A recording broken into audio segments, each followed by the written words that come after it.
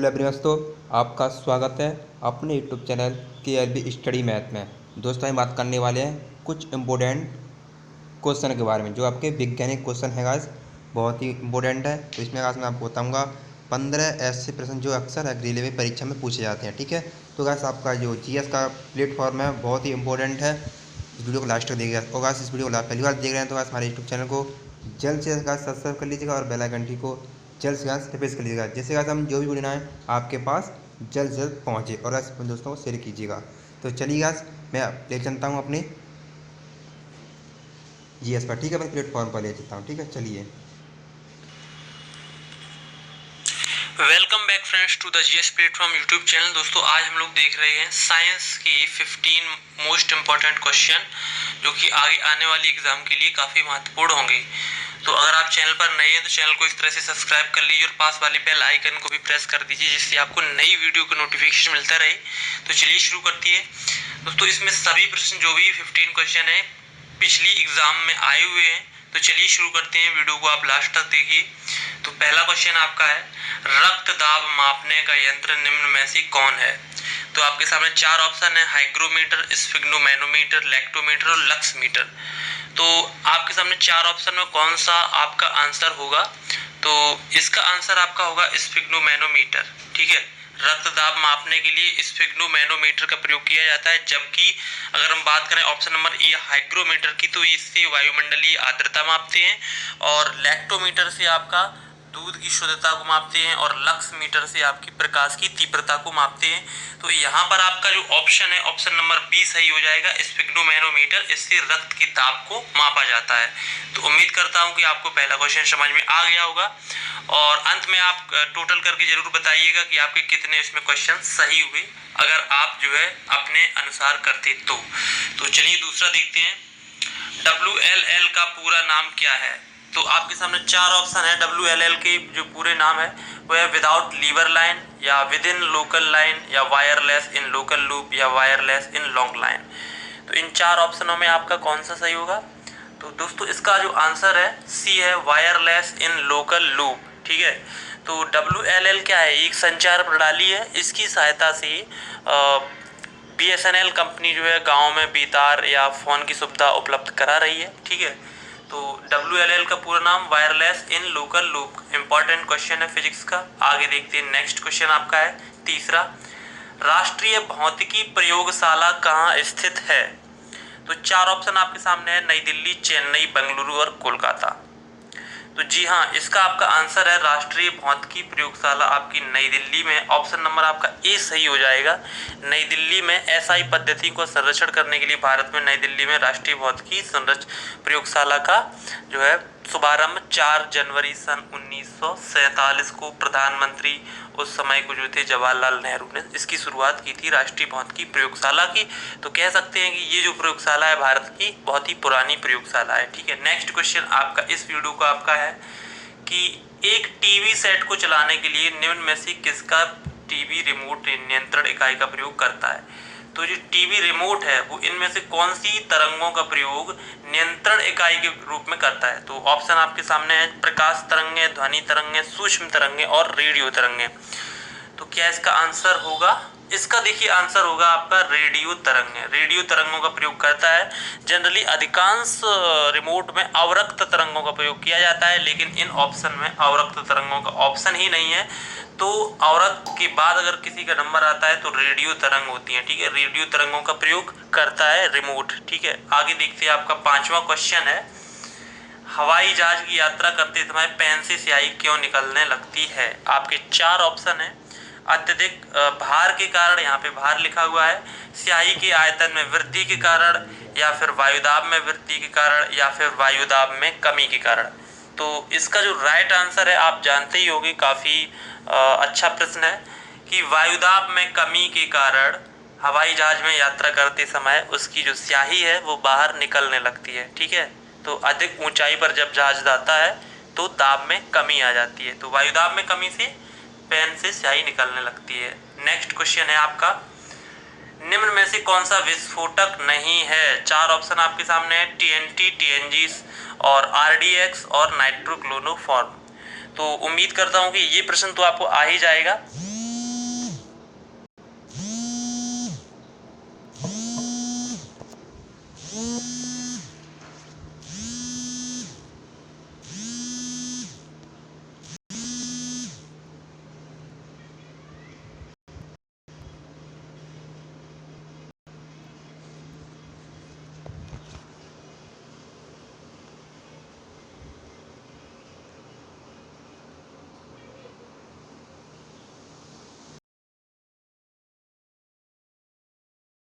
नाइट्रोक्लोरोफॉर्म। नाइट्रोक जो है विस्फोटक के रूप में, चेतक के रूप में प्रयोग किया जाता है जब ऑपरेशन किया जाता है किसी मरीज का। तो ऑपरेशन पहले मरीज को बेहोश करने के लिए नाइट्रोक्लोरोफॉर्म का प्रयोग किया जाता है। जबकि ऊपर की जो 3 ऑप्शन है ये सभी विस्फोटक पदार्थ है। टीएनटी आपने पढ़ा होगा, ट्राइनाइट्रोटाइलिन, ठीक है, टीएनजी ट्राइनाइट्रोग्लिसरीन और आरडीएक्स, ठीक है। तो इन सभी का प्रयोग आपका विस्फोटक के रूप में 3 का होगा, लेकिन चौथा जो ऑप्शन है ये आपका विस्फोटक नहीं है, तो यही आपका आंसर हो जाएगा। तो निम्न में से कौन सा विस्फोटक नहीं है? तो आपका नाइट्रोक्लोरोफॉर्म विस्फोटक नहीं है। तो आगे देखते हैं अपना नेक्स्ट क्वेश्चन। ऑक्टेन संख्या किसकी गुणवत्ता का मापन करती है? तो ऑक्टेन संख्या की अगर हम बात करें तो ये आपकी 4 ऑप्शन आपके सामने, खाद्य तेलों की गुणवत्ता के संबंध में है, या पेट्रोल की, या केरोसिन तेल, या इत्र की। तो आपका जो आंसर है वो है आपका पेट्रोल, यानी कि पेट्रोल की जो गुणवत्ता है उसको ऑक्टेन संख्या मापन करती है, ठीक है।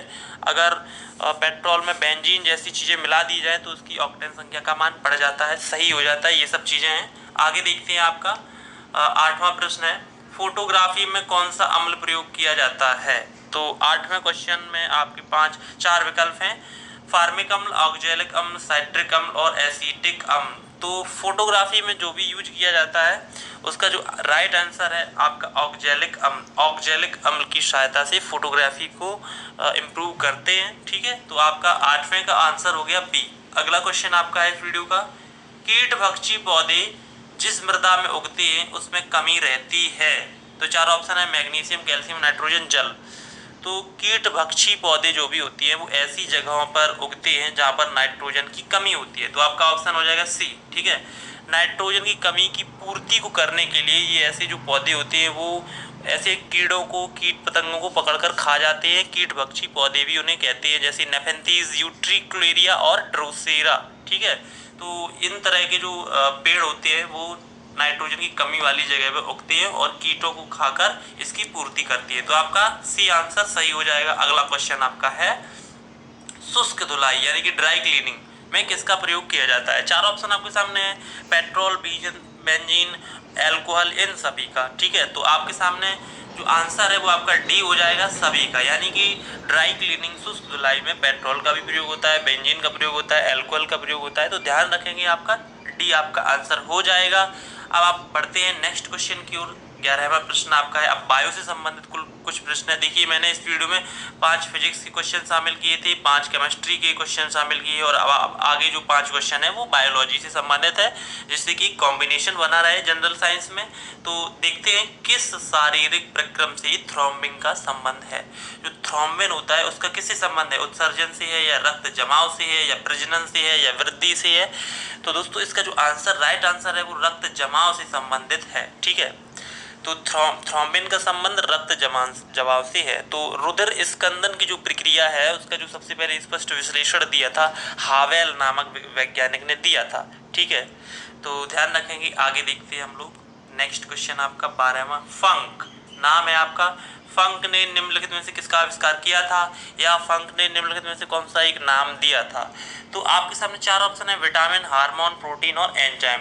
तो 12वां जो क्वेश्चन है उसका राइट आंसर है कि फंक ने सन 1912 में विटामिन का आविष्कार किया था, या विटामिन की खोज की, विटामिन नाम दिया। तो यहाँ पर फंक ने विटामिन का आविष्कार किया। आपका राइट आंसर ए ऑप्शन हो जाएगा। उम्मीद करता हूँ ये क्वेश्चन तो आपको आ ही गया होगा। आगे देखते हैं आपका 13वां प्रश्न है, पौधों में फ्लोएम। देखिए यहाँ पर जाइलम और फ्लोएम जैसी जो होते हैं उनकी बात की जाए तो फ्लोएम किसके लिए उत्तरदायी होता है? तो जो फ्लोएम होता है वो आपका आहार वहन के लिए उत्तरदायी होता है। जो पौधे में जो भी आहार होता है प्रकाश संश्लेषण की प्रक्रिया के दौरान, तो पूरे पौधे के सभी भागों में आहार का परिवहन करता है फ्लोएम। जबकि अगर हम जाइलम की बात करें तो वो आपका जल का परिवहन करता है, लेकिन यहाँ पर जाइलम की बात नहीं की जा रही, यहाँ पर फ्लोएम की बात की जा रही है। तो फ्लोएम आपका आहार वहन करता है। आपका ए ऑप्शन सही हो जाएगा। नेक्स्ट क्वेश्चन देखते हैं इस वीडियो का आपका, रानीखेत बीमारी किससे संबंधित है? तो उम्मीद करता हूं कि काफ़ी अच्छा प्रश्न है, आपको आ गया होगा। तो जो रानीखेत बीमारी है वो मुर्गियों की बीमारी है, मुर्गियों में ये बीमारी फैलती है। गाय, बकरी और घोड़ों का इस बीमारी से कोई संबंध नहीं है। तो 14वें प्रश्न का आंसर है रानीखेत बीमारी मुर्गियों से संबंधित है। आपका इस वीडियो का अंतिम प्रश्न है, थैलीसीमिया रोगी निम्न में से किसकी संश्लेषण की क्षमता नहीं रखता है? तो थैलीसीमिया जो रोगी होता है, इनमें से 4 ऑप्शन दिए गए हैं, विटामिन डी, हार्मोन, हीमोग्लोबिन और प्रोटीन। तो इनमें से किसकी संश्लेषण की क्षमता नहीं रखता है? तो आपका आंसर है हीमोग्लोबिन। हीमोग्लोबिन की संश्लेषण की क्षमता नहीं रखता है। ठीक है, तो ये आपका सी आंसर हो जाता है। मैं आपको बता दूं कि ये जो थैलीसीमिया रोग है वो एक आनुवंशिक रोग है। ठीक है, तो उम्मीद करता हूँ वीडियो आपको पसंद आएगा। पसंद आए तो वीडियो को शेयर जरूर कीजिए और सब्सक्राइब कर लीजिए चैनल को। अंत में बस आपको ये बताना चाहूँगा कि अगर आपने वर्ष 2017 और वर्ष 2018 की जितनी भी संयुक्त सैन्य अभ्यास